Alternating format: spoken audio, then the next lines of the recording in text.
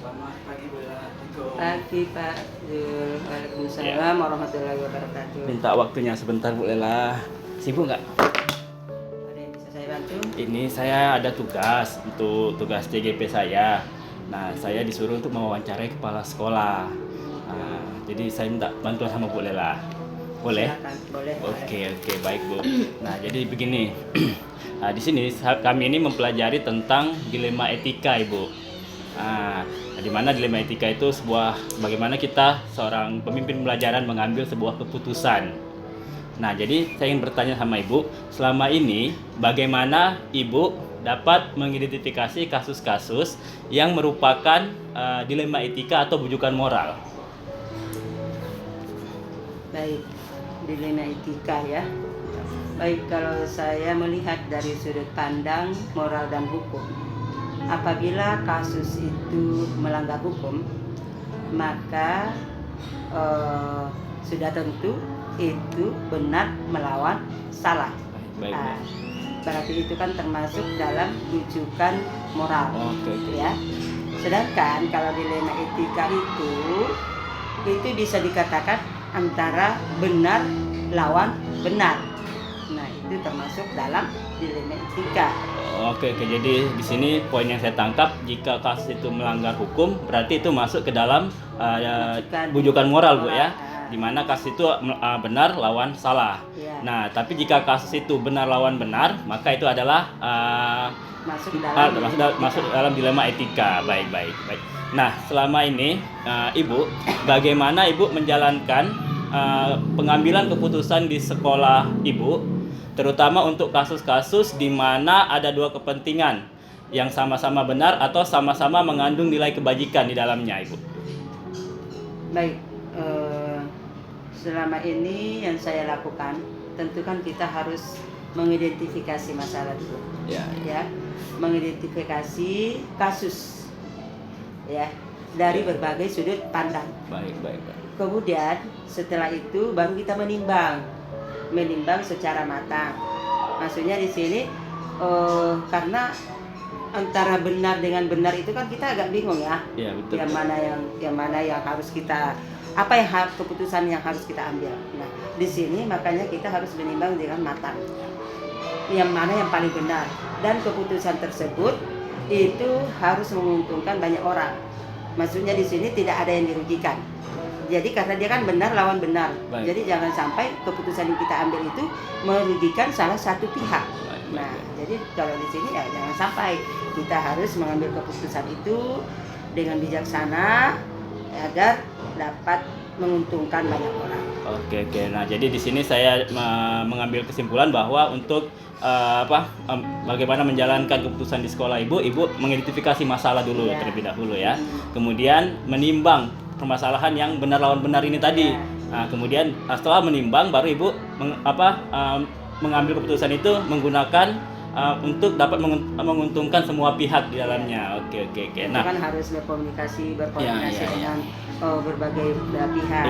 Oke, baik Bu. Nah, jadi untuk itu langkah-langkah atau prosedur seperti apa yang Ibu biasa lakukan di sekolah Ibu selama ini?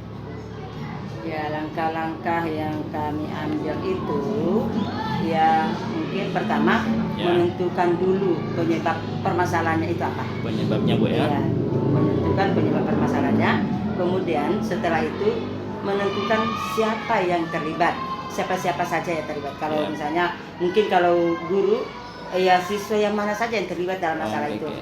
Kemudian yang ketiga menanyakan kepada orang-orang atau teman-teman yang terdekatnya. Nah gitu.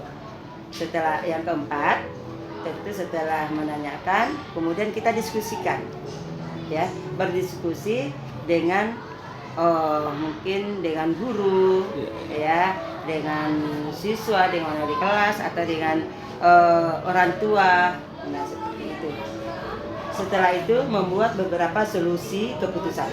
Oke. Berarti membuat beberapa solusi keputusan. Jadi ada beberapa keputusan. Oke, berarti di sini langkah-langkah yang Ibu buat yaitu pertama menentukan dulu penyebab masalahnya apa ini ya, tentang apa masalahnya. Kemudian ibu melihat siapa yang terlibat di dalamnya, apakah guru, siswa dan lain sebagainya. Kemudian telah menentukan siapa-siapa yang terlibat dalam masalah itu, ibu menanyakan pada orang-orang terdekatnya Untuk meyakinkan untuk kita. meyakinkan ibu ya. Kemudian setelah itu ibu akan berkolaborasi untuk berdiskusi tentang masalah ini dengan orang-orang yang berkepentingan di dalamnya. Nah terakhir itu baru ibu mencari solusi yang terbaik terkait masalah ibu ini. Oke baik bu. Nah Itu apa solusinya? Solusi dalam mengambil keputusan. Tapi setelah itu kan kita dalam mengambil keputusan, ya sebelum mengambil kita kan harus menimbang dulu. Betul bu. Menimbang dulu ya dari berbagai sudut pandang. Oke. Nah, ibu, hal-hal apa saja yang selama ini ibu anggap efektif dalam pengambilan keputusan pada kasus-kasus dilema etika ini? Oke, baik. Yang saya lakukan selama ini tentu menganalisis kasus, kemudian menentukan solusinya. Nah, itu. Yang kedua, menganalisis satu kasus, menentukan solusinya, menyesuaikan dengan peraturan dan norma yang berlaku, serta mengedepankan kepentingan umum. Jadi kita jangan sampai kita memikirkan kepentingan diri sendiri, ya. Jadi kita harus mementingkan kepentingan umum. Nah, solusi tersebut bermanfaat bagi banyak orang dan baik secara jangka panjang. Oke, baik. Jadi ibu hal-hal apa saja ya yang efektif, menganalisis dulu ya, kemudian menentukan solusi yang terbaik, sehingga solusi tersebut bisa untuk kepentingan umum. Jadi terus dengan juga melihat peraturan dan norma-norma yang berlaku ya bu ya. Nah karena itu biar jangka panjang ya, untuk agar lebih baik dalam waktu jangka yang panjang bu ya. Nah jadi bu, hal-hal apa saja yang selama ini yang merupakan tantangan dalam pengambilan keputusan pada kasus-kasus dilema etika yang selama ini bu hadapi? Tantangan saya dalam mengambil keputusan yaitu mencari keputusan yang terbaik, ya, mencari keputusan yang terbaik. Karena kenapa? Masalah ini kan sama-sama benar. Itu yang merasa gimana ya? Bingung kita mengambil keputusannya yang mana ya? Nah itu. Jadi dalam mengambil keputusan ya harus, maksudnya kedua belah pihak itu harus diuntungkan, karena sama-sama benar. Nah seperti itu. Ya maksudnya tidak ada yang dirugikan. Oke. Jadi ibu mengambil keputusan yang terbaik dari kedua masalah ini, yang karena masalahnya sama-sama benar bu ya. Nah itu yang membingungkan memang ya. Itu memang ya namanya dilema etika yang seperti itu bu. Jadi kita melawan kasus antara benar melawan benar di sini, bukan benar lawan salah. Jadi kita tidak tahu yang mana yang benar, yang mana yang salah di sini. Kalau yang benar salah kan kita tidak tahu yang mana yang harus kita pilih. Oke. Nah, jadi ibu, apakah ibu memiliki sebuah tata kala atau jadwal tertentu dalam sebuah penyelesaian kasus dilema etika? Nah, apakah ibu langsung menyelesaikan di tempat atau memiliki sebuah jadwal untuk menyelesaikannya? Bentuk atau prosedur seperti apa yang ibu jalankan? Oke, ya kita lihat dulu ya. Kalau masalahnya itu ringan, maka itu langsung saya ngambil keputusan, ya, langsung saya berikan keputusan. Tetapi sebaliknya, apabila masalah itu berat, maka saya memutuskan sesuai dengan langkah-langkah yang saya sampaikan tadi pada nomor 3. Pada pertanyaan yang nomor 3. Oke, baik. Nah, jadi kalau masalahnya ringan ini ibu langsung memutuskan langsung ya. Oke, tapi jika masalahnya berat, maka ibu akan mengambil langkah-langkah yang nomor 3 tadi ya. Seperti yang saya lakukan di soal nomor 3. Baik. Nah, ibu, adakah seseorang atau faktor-faktor apa yang selama ini yang mempermudah atau membantu ibu dalam mengambil keputusan dalam kasus-kasus dilema etika yang ibu hadapi? Ya, kalau masalah minta bantuan dari seseorang itu pasti ya. Ya, pasti. Saya selalu meminta pendapat, masukan dari rekan-rekan kerja, ya, dari rekan-rekan kerja yang saya mungkin bisa percaya, ya, ataupun mungkin dari wali murid, ya, orang-orang yang mempunyai kedekatan dengan kita, ya, mungkin itu yang bisa saya percaya lah. Nah itu yang saya minta untuk mencari alternatif solusi dari masalah tersebut. Oke, berarti Ibu akan bisa berkolaborasi dengan Iya. guru ya, yang Iya. teman kerja Ibu, kemudian wali murid mungkin bisa berkolaborasi dengan komite mungkin Bu ya, Iya. untuk mengambil Iya. sebuah keputusan dalam mengambil dilema, dalam menghadapi kasus-kasus dilema etika ini. Oke Bu, nah ini terakhir Bu pertanyaan dari saya. Dari semua hal yang telah disampaikan tadi, nah pembelajaran apa yang Ibu dapat dari pengalaman Ibu dalam mengambil keputusan dilema etika ini? Ya, kalau saya pelajari ya, memang bagi diri saya sangat bermanfaat ya. Manfaatnya apa? Saya lebih belajar untuk lebih bijaksana dalam mengambil keputusan maupun dalam menganalisis sebuah masalah. Oke, Ya, oke. untuk dijadikan sebuah pertimbangan untuk menentukan solusi yang terbaik atau yang tepat. Oke, baik Bu, terima kasih. Mungkin itu saja pertanyaan-pertanyaan dari saya. Terima kasih untuk waktunya. Mudah-mudahan saya juga bisa menjadi pemimpin pembelajaran seperti Ibu ke depannya. Ya, Rabbal Alamin. Oke, terima kasih waktunya Bu. Ya, terima kasih sama-sama.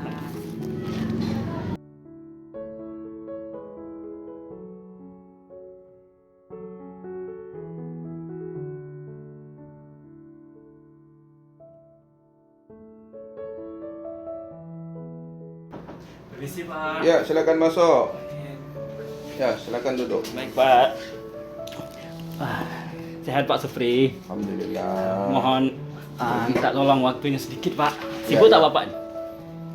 Ya, sibuk gitulah. Ayo, apa yang bisa saya bantu? Oke gini Pak, jadi saya punya tugas dari calon guru penggerak. Nah, jadi kami ini masuk pada modul 3.1, Iya. di mana kami disuruh untuk mewawancarai kepala sekolah. Iya, Nah, iya. termasuklah saya minta tolong sama Bapak untuk wawancara dari saya ke Bapak. Boleh. Ah, Apa tuh? Jangan susah-susah sangat Oke, ya. siap Pak. Nah, jadi gini Pak, ini kita berkaitan tentang dilema etika Pak, yang akan kita bahas di sini. Nah, dilema etika yang Bapak hadapi dalam keseharian Bapak menjadi seorang pemimpin pembelajaran di sekolah Bapak. Nah, jadi Pak, selama ini, Pembelajaran. iya Pak, betul Pak. Nah, jadi selama ini bagaimana Bapak dapat mengidentifikasi kasus-kasus yang merupakan dilema etika atau bujukan moral yang ada di sekolah Bapak? Dilema etika. Dilema problem dalam mengelola etika ya. Ya Pak. Setiap sekolah punya permasalahan, punya dilema etika itu. Yang masing-masing punya penanganan secara pribadi, secara sendiri-sendiri. Karena banyak kasus penanganannya tergantung kepada yang bersangkutan. Ya, Pak. Nah, untuk dilema ini, karena kita berada di sekolah, tentu kita akan melibatkan teman-teman. Dilema ini kita bawa kemana ini? Apa yang harus kita lihat? Apa yang kita harus putuskan? Solusinya gimana? Nah, kita lihat dari kasus per kasus. Kalau kasusnya itu kiranya bisa kita tangani secara langsung, ya kita langsung. Kalau kasusnya ini harus melibatkan teman-teman guru, ya kita bawa ke forum itu. Oh, oke. Ya, Jadi insyaallah. oke, baik Pak. Jadi di sini kalau misalnya Bapak melihat dari kasusnya Pak ya. Iya. Nah, apakah kasus itu bisa ditangani secara langsung? Berarti Bapak bisa langsung menanganinya. Ya. Tapi jika kasus itu memang harus dibawa ke forum, maka Bapak akan membawa kasus tersebut ke dalam forum Pak Iya, ya. iya. Oke. Nah, terus kemudian Pak, selama ini bagaimana Bapak menjalankan pengambilan keputusan? Ada dua kepentingan yang sama di sini Pak. Yang kedua-duanya itu sama-sama benar atau sama-sama mengandung nilai-nilai kebajikan di dalamnya Pak. Itu tadi contoh dilema itu. Ya, ya. Dua-duanya punya kekuatan, punya kebaikan. Dua-duanya punya sisinya bagus semua nih. Ya, ya, Tapi betul, kita Pak, harus betul. memilih di antara dua Iya, itu. betul sekali Pak. Nah, untuk mengambil keputusan itu, ya kita lihat daripada dilema itu sendiri, yang mana yang terbaik di antara yang baik. Itu dia. Oke. Nah, untuk menentukan itu kita analisis dulu masalahnya itu apa. Ternyata dari analisis itu yang sangat-sangat dibutuhkan, sangat-sangat diperlukan, sangat-sangat diperlukan untuk digunakan, keputusannya kita harus salah satu. Jadi kita coba menganalisis dilema itu apa. Kalau analisis kita mendekati, oh ini yang bagusnya, berdasarkan referensi dari teman-teman, kemungkinan kalau kita bisa ajak mereka untuk memahami problem itu. Tapi sekali lagi Kalau problem itu harus melibatkan ataupun dilema itu harus melibatkan warga sekolah, kita ajak. Tapi kalau kiranya tidak perlu dan saya harus mengeksekusi kegiatan itu, ya saya harus mengambil eksekusinya. Di antara dilema yang ada itu yang banyak, yang lebih membawa kemaslahatan, ya kita pilih yang itu. Oke, baik Pak. Jadi di sini Bapak menganalisis terlebih dahulu Iya, ya kasus tersebut. Bukan kasus, ini kan dilema. Ya, dilema Maksud tersebut. dua-duanya baik. Iya, gitu betul. kan. Karena kedua-dua dilema etika ini sama-sama benar ini, sama-sama Iya, baik. iya. Nah, kemudian memang kalau memang membutuhkan bantuan guru-guru, Bapak akan berkoordinasi Iya. dengan Guru, teman-teman teman. sejawat yang ada di sini, Pak ya. Oke, baik. Nah, Supaya mereka juga tahu Iya, kalau betul. sewaktu-waktu nanti mereka jadi pimpinan, Ya, betul. menjadi eksekutor, Ya, mereka juga bisa memahami betul bisa Pak. berbuat. Ya, oke. Nah, jadi Pak, langkah-langkah atau prosedur seperti apa yang biasa Bapak lakukan untuk mengatasi dilema etika ini di sekolah Bapak? Langkah-langkah nih Ya. itu sebagaimana yang saya sebutkan tadi. Pertama kita analisis dulu dilemanya itu apa sih, penyebabnya apa sih, endingnya apa sih. Begitu sudah kita analisis, baru kan kita kaji lagi kebijakan apa yang harus kita ambil setelah analisis ini. Artinya dalam tindak lanjutnya seperti apa. Jadi langkah itu harus kita lakukan, jangan sampai kita tidak mengenal problem, kita tidak mengenal langsung kita eksekusi, itu nggak bagus. Nanti hasil keputusan juga tidak bagus. Oke, baik Pak. Jadi langkah-langkahnya di sini Bapak akan menganalisis terlebih dahulu, ya. ya. Kemudian kaji kembali Benar. kebijakan apa yang akan Bapak ambil Benar. untuk kasus tersebut. Ya. Oke. Nah, jadi hal apa saja yang selama ini Bapak anggap efektif dalam pengambilan keputusan pada kasus-kasus dilema etika Bapak yang Bapak hadapi di sekolah Bapak ini? Yang efektif itu yang dibutuhkan, yang nyata di lapangan. Oh, gitu. Ya. Jadi Etika yang dibutuhkan di lapangan itu yang akan kita prioritaskan. Oke. Jadi di sini Bapak akan mengambil melihat yang ada yang di lapangan ya, bagaimana ini yang barang ini kayaknya sekarang lagi dibutuhkan ini oleh kebijakan ini lagi dibutuhkan oleh kawan-kawan ini. Kita ambil kebijakan itu. Oke, baik sekali Pak. Jadi Ya. Bapak akan mengambil apa yang dibutuhkan Pak, yang ada Ya. di lapangan ini Pak ya. Oke, kemudian Pak, hal-hal apa saja yang selama ini yang merupakan tantangan dalam pengambilan keputusan pada kasus-kasus dilema etika yang Bapak alami di sekolah Bapak ini? Baik, kalau tantangan banyak nih Ya, oke. Karena kalau di sekolah ini kan melibatkan wali murid, Ya, betul. kemudian teman-teman guru. Hmm. Kadang-kadang pemahaman kita begini, ada kebijakan kita, ini kita anggap penting, tetapi karena ini belum tersosialisasi, kadang-kadang banyak kantornya. Banyak kantor. Begitu juga dengan wali murid, karena ini kebijakan ini tidak populer bagi mereka, karena mereka baru tahu ataupun mereka baru memahami apa itu kebijakan yang akan dilakukan ini, mereka tidak tahu backgroundnya itu, mereka kadang-kadang tidak respon. Tapi setelah kita berikan pemahaman, kita kasih sosialisasi, kita kasih pengertian, pada dasarnya kalau untuk kebaikan anak mereka respon bagus itu. Oke, berarti tantangannya ini ada dari wali murid tadi ya, Iya, sama teman-teman sejawat yang ada di sini, betul Pak ya. Siapapun dia, iya. kalau mereka itu tidak tahu, tidak mengetahui apa itu, pasti mereka akan terdulu. Oke. Ya. Tapi setelah dilakukan sosialisasi, akhirnya mereka paham bahwa ini memang terbaik untuk anak-anak mereka, Pak ya. Betul. Kemudian, apakah Bapak memiliki sebuah tata kala atau jadwal tertentu dalam sebuah penyelesaian kasus dilema etika, ataukah apakah Bapak langsung menyelesaikan di tempat kasus tersebut, atau memiliki sebuah jadwal khusus untuk menyelesaikannya? Bentuk atau proses seperti apa yang Bapak jalankan di sekolah Bapak? Namanya dilema etika. Kadang-kadang ini kan tidak terjadwal. Ya. Permasalahan itu kadang-kadang kita tidak terjadwal. Misalnya pada satu hari ini, ya kita dihadapkan oleh dua keperluan yang sama. Ya. Contoh, saya akan mengajak rapat di sekolah ini. Totonya dapat berita di luar sana, saya harus menghadiri rapat K3S, rapat aparat pemerintahan desa atau kelurahan lah. Dua ini kan kepentingan yang sama nih. Jadi saya harus mengambil kebijakan. Yang mana yang lebih urgent? Oke. Kalau saya mengatakan yang lebih urgent adalah pihak sekolah, maka saya harus ketemu dengan sekolah ini. Kemudian yang di luar itu saya wakilkan.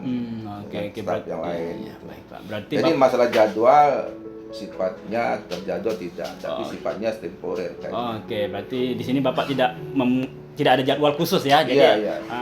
yang mana di waktu kasus datang tiba-tiba, nanti Bapak akan mempertimbangkan yang mana yang urgent yang akan Bapak laksanakan. Iya. Nah, jika memang ada 2 kasus yang urgent, maka Bapak akan melihat yang lebih urgent, dan yang satu akan Bapak libatkan kawan guru yang ada di sekolah di sini, Bapak ya. Oke. Nah, kemudian Pak, apakah ada seseorang atau faktor-faktor yang selama ini yang mempermudah atau membantu Bapak dalam mengambil keputusan dalam kasus-kasus dilema etika ini?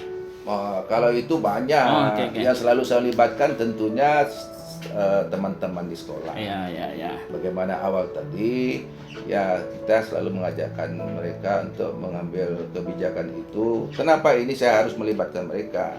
Sebagai pembelajaran untuk mereka. Apabila nanti mereka menjadi pimpinan, pengalaman-pengalaman kerja seperti ini, mereka akan mengadopsi yang mudah-mudahan itu bisa dipakai. Intinya rekan-rekan kerja itu merupakan satu tim bagi saya.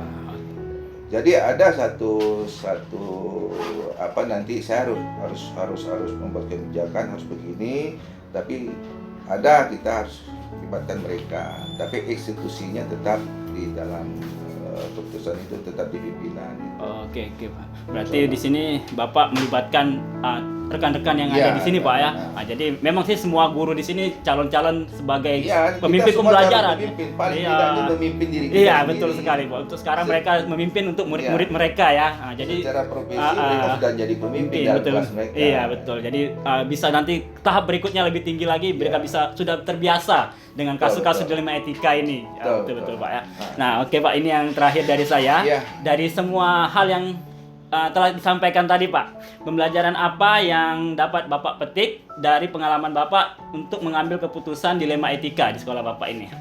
Pengalaman dari kasus-kasus seperti ini, yang namanya dilema etika itu memang sangat rumit untuk mengambil keputusan. Sebagaimana yang saya sampaikan tadi, kita harus mempertimbangkan, menganalisis segala macamnya, sehingga kita membuat keputusan itu betul-betul keputusan yang diperlukan oleh rekan kerja kita atau stakeholder kita ataupun institusi yang kita pimpin pada masa itu. Artinya semuanya itu tergantung pada manajemen pimpinan itu masing-masing. Ya. Dan ini pun tidak baku ya. Kalau saya menjawab seperti ini, mungkin bisa saja pertanyaan sama di luar sana, mungkin dia harus membuat kebijakan tidak melibatkan orang, nggak masalah misalnya. Oke, Pak. Baik, Pak. Jadi untuk pembelajaran yang saya petik di sini, alhamdulillah kita perkuatkan teamworknya. Jadi masalah itu sebetulnya tidak masalah sih. Kebijakan yang kita harus ambil keputusannya, karena itu ada sama-sama yang baik. Jadi yang mana yang didahulukan, coba kita kolaborasikan Pak ya dengan rekan-rekan. Baik. Berarti Bapak di sini sudah membuat suatu keputusan yang luar biasa, Pak. Suatu analisis yang sangat luar biasa di dalam tim Bapak ini. Jadi Bapak dan mereka itu perlu dilatih. Betul, waktu nanti mereka akan jadi seperti saya juga. Jadi kalau tidak dilibatkan nanti mereka bingung. Oke. Biar tidak kaget nanti ke depannya, Pak ya. Oke, baik Pak. Terima kasih untuk waktunya. Mungkin itu saja pertanyaan dari saya. Saya pamit pulang dulu, Pak. Assalamualaikum warahmatullahi wabarakatuh. Terima kasih. Sama-sama, Pak. Oke.